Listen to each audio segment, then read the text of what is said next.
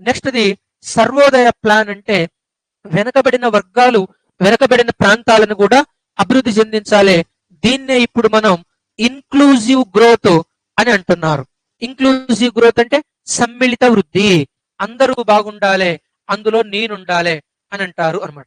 సమ్మిళిత వృద్ధి అనేది మనకి అనదర్ ఇంపార్టెంట్ పాయింట్, సర్వోదయ ప్రణాళిక అనమాట. నెక్స్ట్ గాంధీయన్ ప్లాన్ అంటే highest priority given to rural development, గ్రామీణ అభివృద్ధికి అధిక ప్రాధాన్యతని ఇవ్వాలి అనమాట. బాంబే ప్లాన్ అంటే first priority given to industrial development, పారిశ్రామిక అభివృద్ధి కంటే పెద్ద పరిశ్రమలు పెట్టాలి, వేల మందికి ఉపాధిని కల్పించాలి, ఒకేసారి బిగ్ పుష్ అంటారు దీన్నే. మనం ఏదో చిన్న చిన్న ఎఫర్ట్స్ చేస్తే బాగుపడరు, పెద్ద పెట్టుబడులు పెట్టాలని చెప్పారు. బాంబే ప్లాన్ కి సంబంధించింది అనమాట. ఇది మనకి ప్రణాళికల్లో ఒక డైమెన్షన్, టాపిక్ 1 అనమాట ఇది.